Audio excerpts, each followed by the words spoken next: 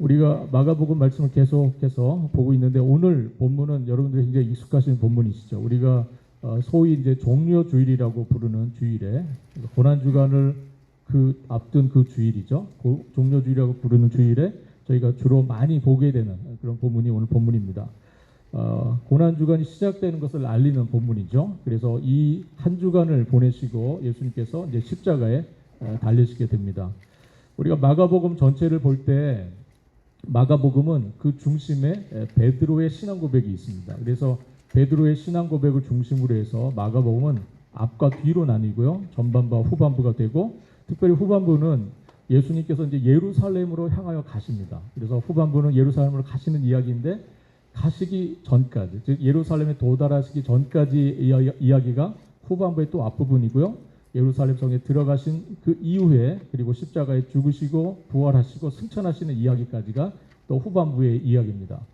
즉 오늘 본문은 이제 예수님께서 예루살렘으로 가시는 그 일이 이제 끝나시고 그 여정이 끝나시고 예루살렘으로 이제 도착하셔서 들어가시는 이야기를 오늘 본문 속에서 보여주고 있습니다. 앞서 말씀드린 것처럼 예수님께서 베드로의 신앙 고백 이후로 그리고 예루살렘까지 가시는 그 여정, 그 길, 그 가운데 예수님께서 세 번의 고난 예고, 순환 예고를 주님께서 하셨습니다. 그래서 예수님께서 십자가에 달려 죽으실 것을 계속해서 말씀해 주셨고요. 그것이 예수님께서 예루살렘으로 가시는 이유였고 목적이었다는 것을 주님께서 계속해서 밝혀서 말씀해 주셨습니다. 오늘 본문 사건을 통해서 예수님은 이제 자신의 생애의 마지막 한 주간을 보내시게 됩니다. 예수님 공생의 마지막 한 주, 그것을 주님께서 이제 보내시게 되는데 여러분들 혹시라도 여러분들의 인생에 주어진 마지막 한 주가 여러분들에게 시간이 주어졌다면 여러분들 그 시간에 무엇을 하기를 원하십니까? 우리가 사실은 우리의 인생의 한 주간이 언제 주어진지 잘 모르기 때문에 그죠? 언제 주어질런지 알 수가 없기 때문에 우리가 이 문제를 쉽게 생각해 볼 수는 없지만 그럼에도 불구하고 여러분들에게 만약에 가정을 하는 겁니다. 만약에 여러분들에게 인생의 마지막 한 주간이 남겨져 있다. 그렇다면 여러분들 그 시간에 무엇을 하기를 원하십니까? 이제 저와 여러분은 이 마가복음을 통해서 예수님께서 남은 한 주간을 어떻게 보내셨는지를 보게 될 겁니다. 주님께서 이 시간들을 어떻게 보내셨는지를 우리 함께 보게 될 터인데 만약에 우리에게 저 같으면 좀 더 사랑하는 사람들과 더 친밀한 시간을 보내고 싶을 것 같고요. 그죠? 그리고 뭔가 의미 있고 비록 짧긴 하지만 보람 있는 한 주간을 보내기를 굉장히 원할 것 같아요. 제가 예전에 어떤 한 형제, 저하고 나이가 같고 그래서 굉장히 이렇게 친밀함을 느꼈던 그런 형제입니다. 이 형제가 안타깝게도 암을 선고받아서 시한부 인생을 살았던 적이 있습니다. 5개월이라고 하는 시한부 인생 선고를 받고 이 형제가 남은 이제 시간을 보내는 모습을 제가 옆에서 지켜봤던 적이 있습니다. 그 남은 시간들을 정말 사랑하는 가족들과 정말 의미 있게 보내고 싶어 하더라고요. 정말 잘 보내고 싶고 보람 있게 남은 시간을 보내고 싶고 했습니다.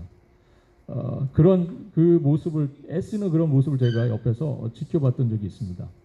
이제 예수님께서 마지막 한 주간을 이 땅에서의 삶을 이제 보내실 터인데 그 모습을 이제 저와 여러분이 이 복음서를 통해서 마가복음 통해서 이제 살펴볼 겁니다. 여러분들 주님께서 어떠한 이 마지막 시간을 어떻게 보내셨는지를 우리가 보면서 우리 주님을 따라가는 우리가 주님을 우리의 구주로 섬기는 우리가 어떠한 삶을 살아가는 것이 우리의 삶의 목적을 두고 어떤 삶을 우리의 삶의 목표로 해서 살아가야 하는지를 우리가 교훈받는 그런 시간이 될 수 있기를 바랍니다. 우리 1절 한번 제가 다시 한번 읽어보겠습니다. 그들이 예루살렘으로 가까이 와서 감난산 벳바게와 베다니에 이르렀을 때에 예수께서 제자 중 둘을 보내시며 이렇게 시작됩니다. 예수님께서 지금 우리가 지난 시간에 살펴봤던 여리고에 예수님께서 들으셨죠. 여리고에서 소경 바디메오를 그 맹인 바디메오를 고쳐주시는 장면을 저희가 지난주 살펴봤습니다. 예수님께서 그 여리고로 이제 나오셨어요. 나오시고 이제 예루살렘으로 가까이 가시는 거예요. 예루살렘 가까이 가셨는데 그곳이 바로 감람산이라고 하는 곳에 이르렀습니다. 거기에 벳바게와 베단이라고 하는 두 동네가 그 산에 어떻게 보면 정상이라고 할 수 있나요? 제일 꼭대기에 벳바게라고 하는 동네가 있고 저 밑에 산기슭 아래쪽에 베단이라고 하는 마을이 있습니다. 요 감람산에 주님께서 도착을 하셨습니다. 저희가 좀 여러분들 이해를 돕기 위해서 지도를 하나 준비를 했는데요. 한번 보시겠습니다. 여기 뭐라고 써 있죠? 여리고라고 써 있습니다. 잘 안 보실 수도 있는데 여리고가 여기 있다고 가정을 하는 겁니다. 그렇다면 예루살렘은 지금 어디에 있습니까? 여기 있습니다. 여기. 그리고 감람산은 지금 어디 있죠? 여기 있습니다. 여기에 벳바게라고 써 있는데 혹시 보이시나요? 네, 아마 베단은 여기쯤 있을 겁니다. 베단은. 요게 여리고에서 예루살렘으로 가는 길입니다. 예. 이렇게 되어 있어요. 이 여리고라고 하는 곳은 사실 바다 해수면보다 낮은 동네입니다. 바다 해수면보다 한 258m, 한 250m 정도 더 아래로 있는 도시예요. 그리고 예루살렘은 해발 754m 정도 있습니다. 그래서 이 여리고에서 저 예루살렘까지 높이는 어느 정도 됩니까? 1000m, 한 1km 정도 되는 거예요. 높이가 한 1000m 차이가 납니다. 그래서 여리고에서 시작해서 예루살렘으로 올라가는 길은 올라간다는 표현이 맞는 거예요. 올라가는 길입니다. 계속해서 올라가는. 가파른 길을 따라서 올라가다가 계곡으로 내려갔다가 다시 올라가고 또 다시 계곡을 내려갔다가 다시 올라가는 이런 길로 되어 있습니다. 그런데 이 길을 유대인들이 어떻게 했습니까? 순례를 할 때마다 이 길을 가는 거예요. 예루살렘에 성전이 있죠. 성전 제사에 참여하기 위해서 유대인들이 절기가 되면 이 길을 따라서 이 루트를 따라서 예루살렘까지 순례의 길을 가게 됩니다. 그런데 이 길이 굉장히 가파르고 굉장히 험한 길입니다. 쉽지 않은 길이에요. 그래서 여리고에서 한번 모였던 유대인들이 순례자들이 저 이제 예루살렘을 앞두고 감람산에서 한 번 더 모이게 됩니다. 이게 여기 마지막 쉬는 곳이에요. 저 감람산 주변에 모여서 순례객들이 마지막 쉼을 갖고 이제 절기에 맞춰서 예루살렘으로 들어가게 됩니다. 감람산이라고 하는 것은 예수님에게 있어서 아주 의미가 있고 굉장히 중요한 곳입니다. 여기 벳바게라고 하는 두 번째 지도를 한번 보여주시면 좋겠습니다.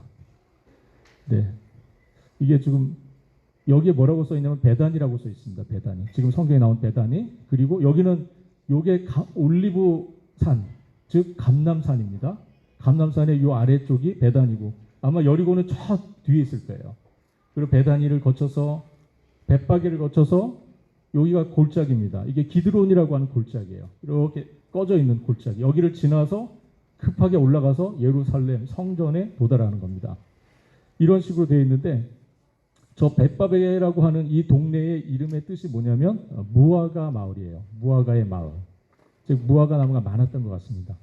그리고 이 베단이라고 하는 동네 이름은 슬픔의 마을 그런 뜻입니다. 그런 동네 이름을 갖고 있어요. 그런데 이 베단이는 굉장히 예수님의 생애에 있어서 중요한 곳이죠. 왜냐하면 이곳에 여러분들 잘 아시는 나사로가 살고 있습니다. 나사로와 그의 두 누이들이 살았던 동네예요.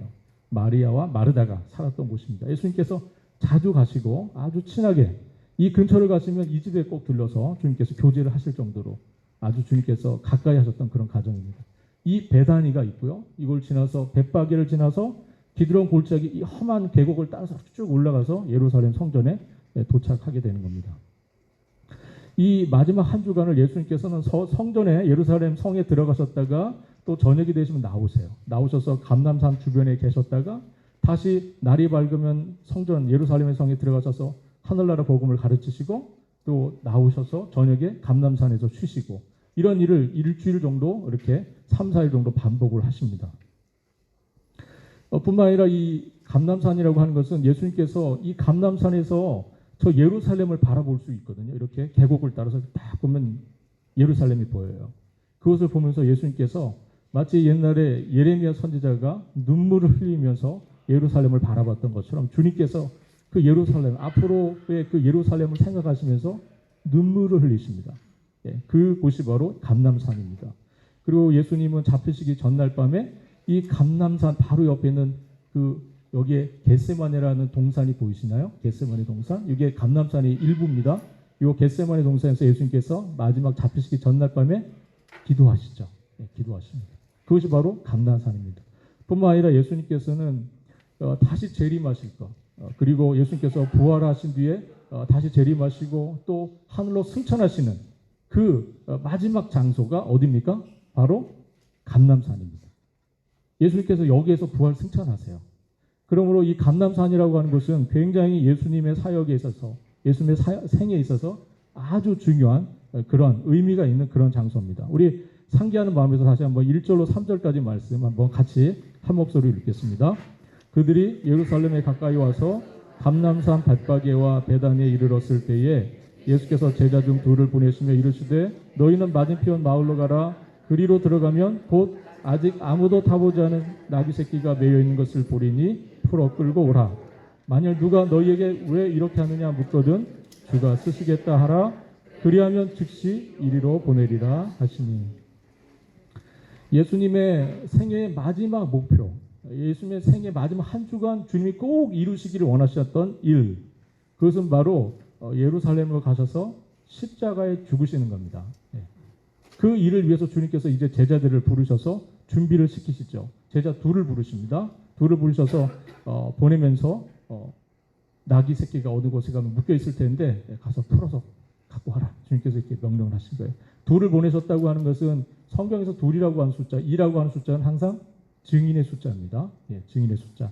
그래서 증거, 증인으로서의 두 사람을 의미합니다. 이 두 사람이 이제 가게 됩니다. 그런데 이 본문에서 정말 중요한 것 하나는 뭐냐면 예수님께서 자신의 신분을 드디어 드러내셨다는 거예요. 이게 굉장히 중요합니다. 예, 자신이 누군지를 드러내셨다는 거예요. 여러분, 예수님은 여기에서 자신을 어떻게 표현합니까?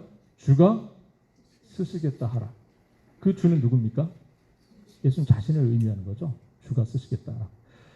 마가복음을 처음 읽었던, 이 마가복음이 기록되고 마가복음을 처음 읽었던 초대교회의 공동체가 있습니다. 그 사람들은 어떤 사람들이라고 하면 주로 로마인들로, 이방인들로 구성된 초대교회였어요. 그 교회의 사람들이 이 마가복음 처음 읽었던 독자들입니다.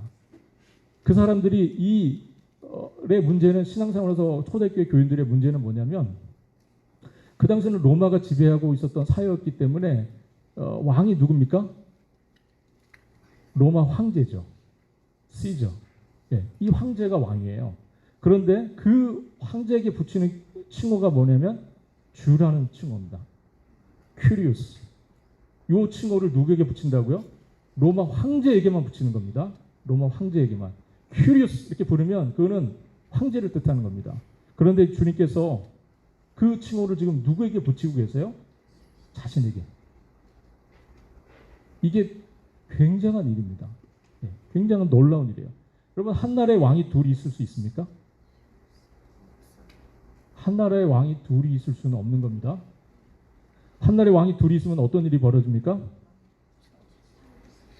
하나는 반드시 반역자가 되어야 됩니다. 반역자가 되고 반드시 그와 그를 따르는 무리들은 처단되어야 합니다. 그런데 주님께서 지금 제자들에게 나는 주다, 큐리우스다로 이렇게 얘기를 하고 계시는 거예요. 자신의 신분을 주님께서 드디어 밝히신다. 지금까지 주님은 자신을 계속 감춰오셨어요. 자신이 누구신지를 잘 드러내지 않으시려고 했습니다. 그러나 이제 결정적인 한 주간, 결정적인 순간이 왔기 때문에 주님께서 본인이 누구신지 그거를 정확하게 드러내고 계십니다.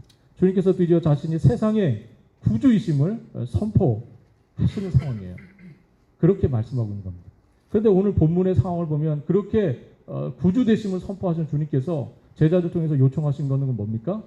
나귀 새끼를 데리고 오라는 거예요. 그 나귀 새끼를 타고 뭐 하시겠다고요?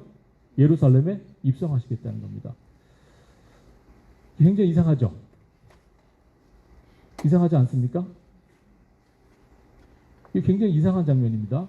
여러분, 왕이 나귀를 타고 가는 장면을 여러분들 상상해 보실 수 있으시겠습니까? 왕입니다. 본인이 왕이라고 드러내셨어요. 그랬던 주님이라면, 왕이라면 나귀를 타야 됩니까? 또 나귀의 새끼? 아직도 한 번도 사람이 타본 적이 없는 그 낙이 폼이 안 나죠. 폼이 안 납니다. 왕은 고대로부터 예전부터 왕은 항상 말을 tas어요.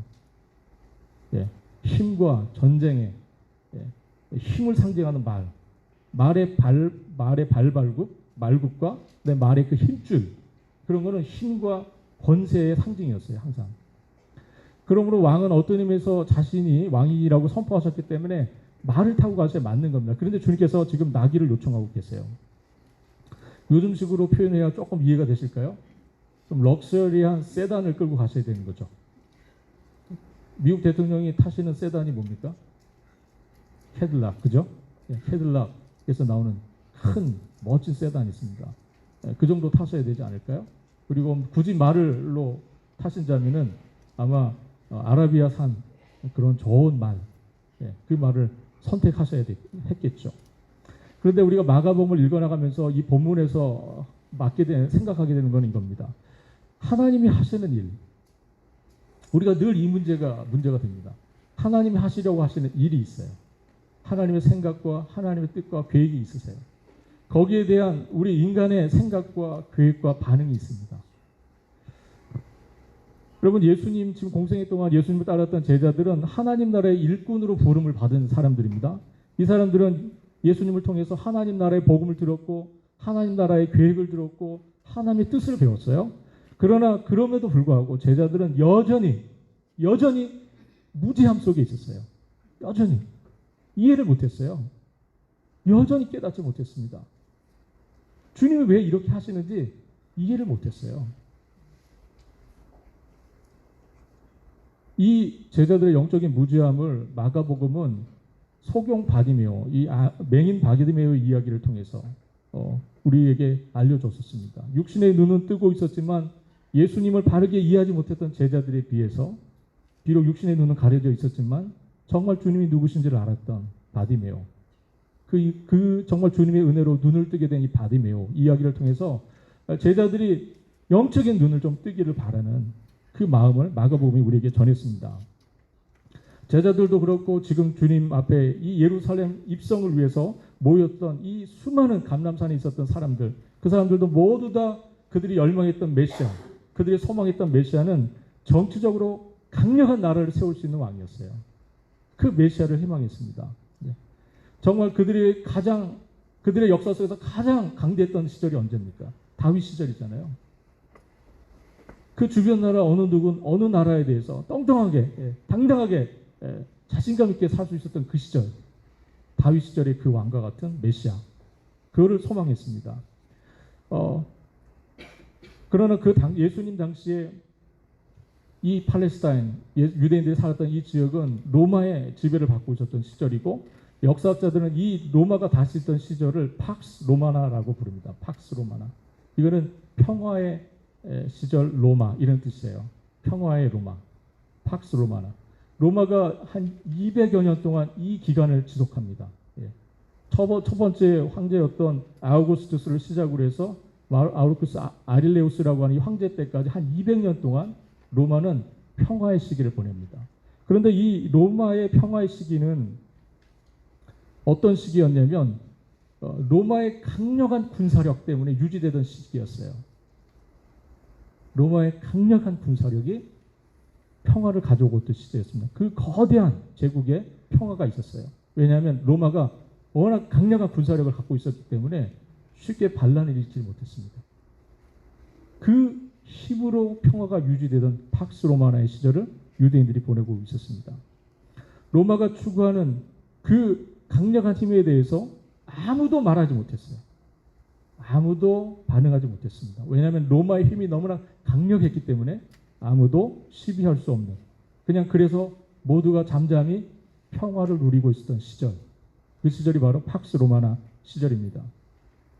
오늘날에도 많은 나라들이 평화는 이렇게 온다고 생각을 합니다. 힘이 세면 평화가 온다고 생각하는 거죠. 맞습니까? 힘이 세야 평화가 오는 거 아닙니까?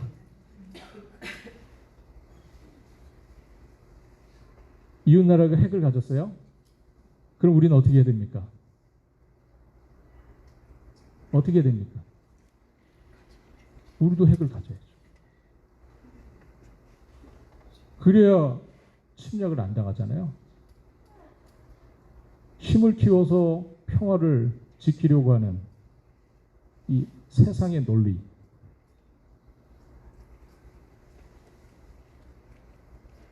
모두가 그런 생각을 했던 시절입니다. 팔레스타인에서는 모든 사람들의 마음속에 로마만큼 힘을 키워서 로마를 물리쳐내고 평화를 가져올 수 있었던 그 시기에 대한 소망이 있었어요. 그런 메시아가 와주길 바랬습니다. 그런 메시아가 와줘야 한다고 생각했어요. 그런데 예수님이 평화를 가져오시는 방식은 오늘 본문 속에 드러나고 있습니다. 예수님이 평화를 가져오시는 방식은 뭡니까? 나귀 새끼를 타고 예루살렘 성으로 들어가셔서 십자가에 죽으시는 겁니다. 그게 주님께서 평화를 가져오시는 방식이세요.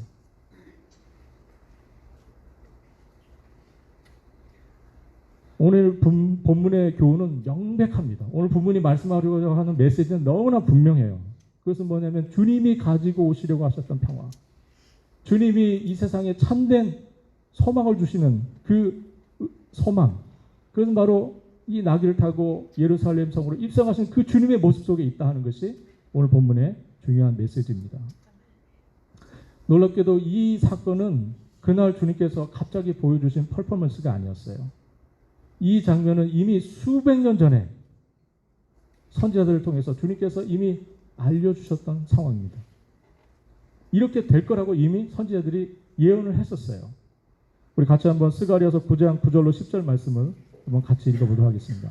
스가랴서 9장 9절 10절입니다. 함께 읽습니다. 시온에 따라 크게 기뻐할지어다. 예루살렘에 따라 즐거이 부를지어다.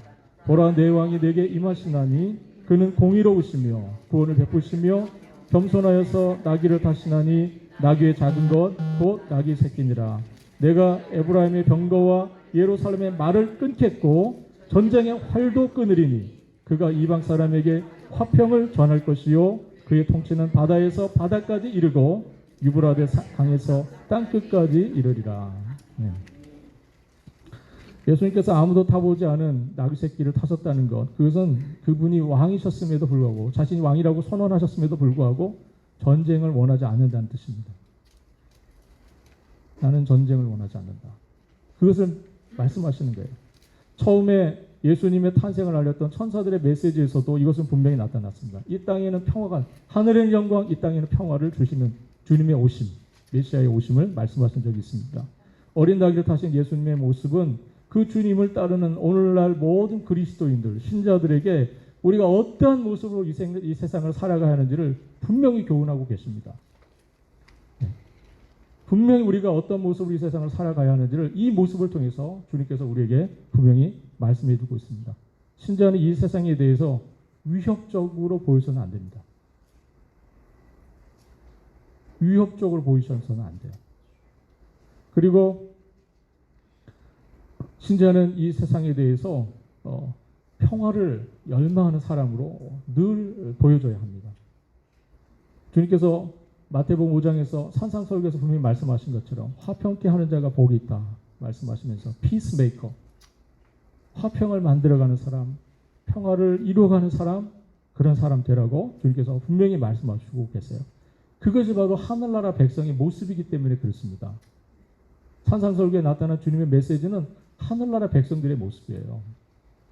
오늘 우리가 여러분들 마음속에 천국에 대한 소망이 있으시죠? 여러분 다 갖고 계십니까? 천국에 대한 소망 분명히 있으세요? 네. 그렇다면 마가복음 5장, 6장, 7장에서 말씀하시는 그 산상설교에서 나오는 주님의 그 하늘나라의 메시지를 우리가 눈여겨보셔야 하고 그 삶이 여러분들의 삶 속에서 드러나고 나타날 수 있도록 여러분은 하셔야 합니다. 7절로 10절까지 말씀 같이 또 쭉 읽어보겠습니다. 오늘 본문 7절로 10절까지의 말씀입니다. 나귀 새끼를 예수께서 끌고 와서 자기들의 겉옷을 그 위에 얹어 놓음에 예수께서 타시니 많은 사람들이 자기들의 겉옷을 또 다른 사람들이 앞에서 가고 뒤에서 따르는 자들이 소리 지르되 호산나 찬송하리로다. 주의 이름으로 오시는 이여 찬송하리로다. 오는 우리 조상 다윗의 나라여 가장 높은 곳에서 호산나 하더라. 네. 앞서서 제가 사람의 일과 하나님에 대한 일에 대한 이야기를 말씀드렸어요. 너무 다른 거죠. 너무 다릅니다. 사람이 기대한 메시아 그리고 하나님이 준비하셔서 보내신 메시아 달랐습니다. 사람들은 정치적인 메시아, 강력한 메시아를 소망했지만 하나님의 계획 속에서 오신 메시아는 고난받는 종이셨어요. 이사야서가 그것을 우리에게 아주 정확하게 말씀하고 있습니다. 유대인들의 열망은 오늘 본문 10절에 그들이 외쳤던 것처럼 다가오는 우리 조상 다윗의 나라여 그랬어요. 다가오는 우리 조상 다윗의 나라여. 이 말 속에서 확인할 수 있는 것처럼 그들의 자랑스러웠던 다윗 시절의 그 영광을 가져올 수 있는 왕, 그 왕을 바랬습니다. 그래서 노마라도 거뜬히 물리쳐낼 수 있는 그 왕을 소망했습니다. 그러나 이사야 선지자를 통해서 하나님께서 우리에게 보여주시는 메시아의 모습은 전혀 그렇지 않습니다. 이사야서 53장 2절과 3절 말씀을 같이 한번 읽어보도록 하겠습니다. 그는 주 앞에서 자라나기를 연한 순 같고 마른 땅에서 나온 뿌리 같아서 고운 모양도 없고 풍채도 없은즉 우리가 보기에 흠모할 만한 아름다운 것이 없도다. 그는 멸시를 받아 사람들에게 버림받았으며 강고를 많이 겪었으며 질고를 아는 자라. 마치 사람들이 그에게서 얼굴을 가리는 것 같이 멸시를 당하였고 우리도 그를 귀히 여기지 아니하였도다. 이 땅에 오신 하나님의 아들 예수님은 고운 모양도 풍채도 흠모할 만한 그 어떤 아름다움도 없던 분이라고 소개하고 있습니다. 인간적인 매력이 하나도 없는 거예요. 그런 분입니다. 사람들의 기대와 너무나 달랐어요. 그래서 결국 이 예수님은 어떻게 되십니까? 십자가에 못 박힘을 당하시죠. 왜? 우리가 기대했던 메시아가 아니었어요. 그래서 죽인 겁니다. 이 예루살렘에 모여서 이 수많은 유대인들이 처음에는 열광을 했습니다. 왜냐하면 예수에 대한 소문이 들렸거든요. 그동안 예수께서 하신 많은 이적과 기적들에 대한 이야기를 다 들었어요. 그래서 그 예수가 왔다는 거예요. 호산나를 외쳤죠. 드디어 때가 왔다고 생각한 겁니다. 근데 예수님 예루살렘 성에 들어가셔서 하늘나라 복음을 계속 가르치는데 그 사람들이 듣고 배우고 알게 된 예수 누굽니까? 고난받는 종이에요. 흠모할 만한 것이 아무것도 없는 겁니다. 자신들이 기대했던 메시아가 아니었어요. 그러니 십자가에 못 박으라고 외치기 시작했습니다. 그러므로 여러분 신앙이라고 하는 것이 뭘까요? 여러분들 우리가 믿음을 갖는다, 신앙을 갖는다는 것의 의미가 뭐겠습니까? 그것은 바로 하나님의 생각과 우리의 생각이 다르다는 걸 받아들이는 겁니다.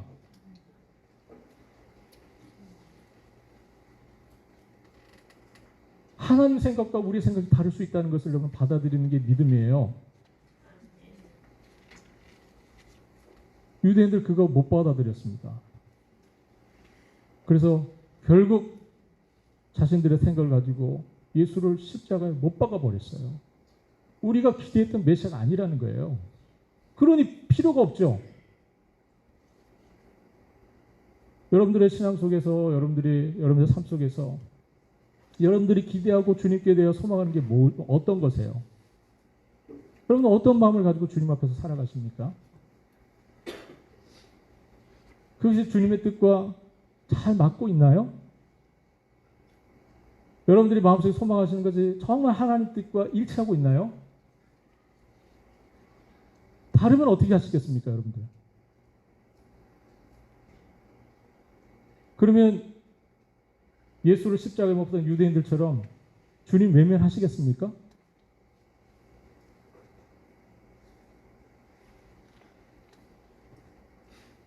이사야서 55장 8절과 9절 말씀입니다.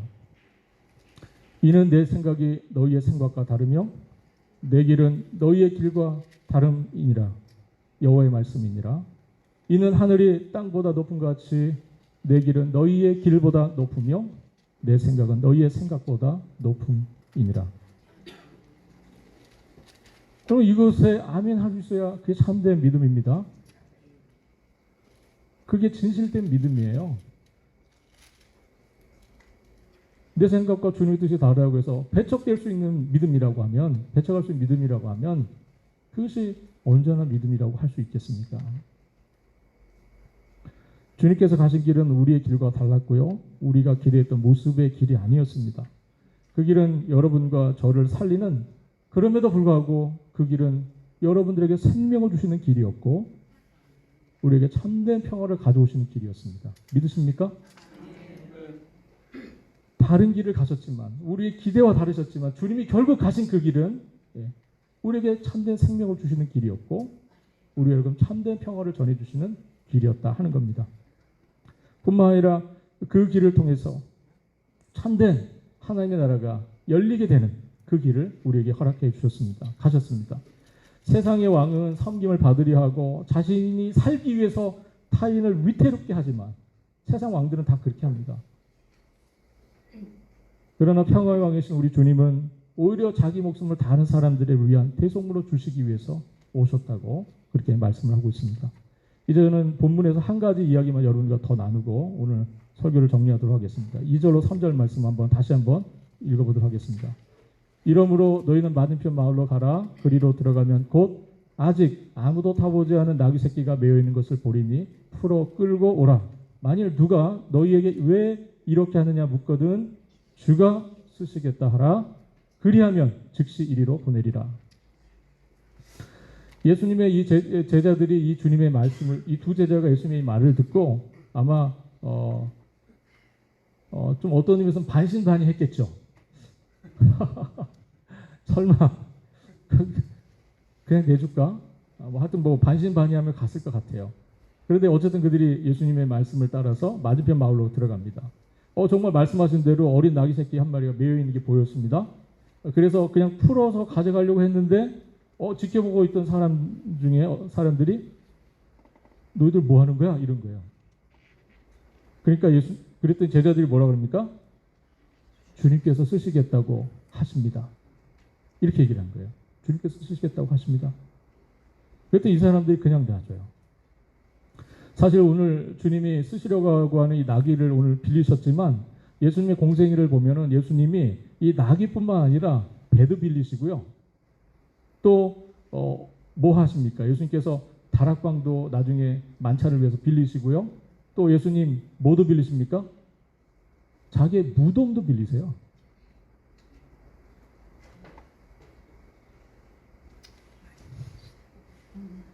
빌리셨다는 표현을 쓰니까 좀 이상하죠. 네. 사실 주님은 모든 만물의 주인이시지 않습니까? 그죠? 네, 주인이시죠. 그래서 당신의 깊으신 뜻 가운데 당신의 소유를 사용하신 거예요. 어떤 의미에서는. 우리 표현에서는 주님이 빌리신 것처럼 보이지만 그렇게 우리가 이해를 해볼 필요가 있습니다. 그러므로 우리가 주님께서 우리를 어떻게 사용하실지를 늘 기대하고 준비하고 있어야 합니다. 주님이 우리를 쓰시겠다 이렇게 요구하실 수 있어요. 쓰시겠다. 그러면 여러분들 어떻게 하시겠습니까? 제가 아직 준비가 안 됐습니다. 제가 곧 결혼식을 앞두고 있습니다. 제가 오늘 나가서 밭에 좀 일을 할 게 있습니다. 우리 부모님을 내가 좀 모셔야 합니다. 여러 가지 이유를 얘기하고 결국 주님의 이 콜링, 부르심에 대해서 제가 주님 노라고 말하는 건 아닙니다. Just wait. 조금만 기다려주세요. 이렇게 얘기할 수 있어요. 그죠? 예, 그럴 수 있어요. 여러분, 비전이 있는 삶이라고 말할 때 그것은 뭘까요? 비전이 있는 삶. 그것은 나의 꿈을 쫓아가는 삶이 아니라 누구의 꿈을 쫓아가는 겁니까? 주님의 꿈을 쫓아가는 거예요. 주님이 원하시는 거, 주님이 바라시는 거, 주님이 꿈꾸시는 거. 그걸 쫓아가는 삶이 비전이 있는 삶이라고 말합니다. 내 욕망과 야망을 쫓아간다면 그건 비전 있는 삶이라고 말할 수가 없죠. 우리는 늘 주님의 부르심에 귀를 기울여야 합니다. 근데 제가 여기서 정말 드리고 싶은 얘기가 이겁니다. 우리가 쓰임을 받을 때, 우리가 쓰임을 받을 때 하나님께 영광이 되시죠. 그죠? 우리가 쓰임 받는 분명히 하나님께 영광이 되실 거예요. 그것은 물론이고 쓰임 받는 우리 자신들에게도 그것은 영광이 된다는 사실입니다. 영광이 된다는 사실이에요. 오늘 본문 속에 등장하는 나귀 새끼는요, 사람을 한 번도 그 전에 태워본 적이 없는 나귀입니다. 그날 처음 데뷔한 거예요. 처음 사람 태워본 거예요. 여러분들 퍼레이드를 하면, 퍼레이드가 있을 때 말들을 사용합니다. 많은 사람들이 말을 이렇게 세워놓고 거기에 퍼레이드를 가게 돼요. 그러면 잘 훈련되고 잘 준비된 말들도 이 주변 상황 때문에 놀랄까봐 퍼레이드 때 사용하는 말들을 보면 막아버립니다. 주변 보지 못하게 앞을 가려버려요. 잘 훈련된 말들도 퍼레이드 때는 그렇게 합니다. 그런데 지금 이 나귀는요, 정말 태어나서 처음 사람을 태워본 거예요. 전혀 훈련된 나귀가 아닙니다. 처음 그날 썼어요.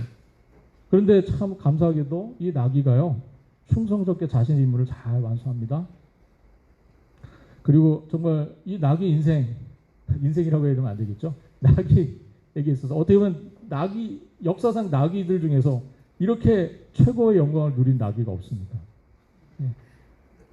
저는 정말 놀라운 영광을 누리게 되죠. 예. 오늘 마침 메모리얼 데이입니다. 그죠? 내일이죠. 내일 메모리얼 데이면.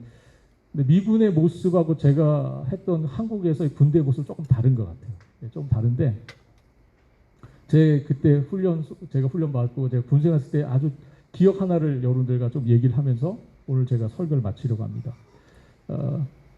그 부대에서 사용하는 모든 이제 차량들이 있어요. 예. 그 군용 차량들이 있습니다. 그러면 그 군용 차량들에는 꼭 뭐가 있냐면 번호가 붙어 있어요. 예. 1번, 2번, 3번. 1번 차, 2번 차, 3번 차. 이 차량의 번호가 매겨져 있습니다. 그러면 그 번호를 딱 보면요, 그 차는 누구 차라는 게 딱 나옵니다. 탑승자가 누군지 딱 알아요. 1번 차가 딱 지나가죠. 그럼 그 사람 거기에 누가 차는지 알아요. 보지는 않았고 너무 빨리 지나서 볼 수는 없지만 번호만 보면 뭘 알아요? 탑승자가 누군지 압니다. 그래서 대부분 1번 차량은 제 기억에는 그 부대장들이 탔어요. 항상. 그래서 이 부대장이 1번 차를 타고 이제 우리가 한국에서 위병소라고 하는데 이 게이트를 딱 지나가게 되면 경례 소리가 다릅니다. 미국 여기 부대는 이제 일반 그 사설업체에서도 이 게이트를 좀 지키고 하시던데 한국은 그런 일을 있을 수 없죠. 그냥 다 군인들이 나와서 지키죠. 그런데 딱 이 위병소에서 1번 차가 딱 오잖아요. 지금 하면 안 될 것 같아요. 하여튼 목청껏 하여튼 할 수 있는 소리 최대 이 데시벨을 올려가지고요, 쫙쫙 합니다. 왜요? 1번 차가 지나가니까. 그래서요, 이게 심지어는 부대장이 아니고 다른 사람이 타도 그 경례 소리는 똑같습니다. 심지어는요, 부대장이 안 타는 데도 있어요. 차만 지나가요, 운전병이. 그런데도 거기다 대고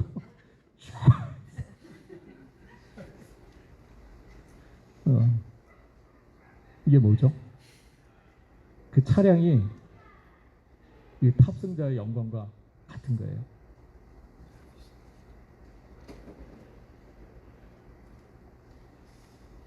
예수님이 받으셨던 영광이지만 이 나귀 새끼가요, 그 영광을 지금 함께 받고 있는 겁니다.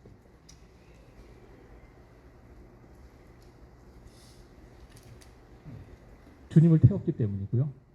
주님이 함께 있기 때문에 얻게 된 영광입니다. 성도 여러분, 우리가 쓰임 받을 때 하나님께 영광이 꼭 되죠. 우리가 주님께 쓰임 받고 주님 위해 헌신하면 주님께 영광이 됩니다.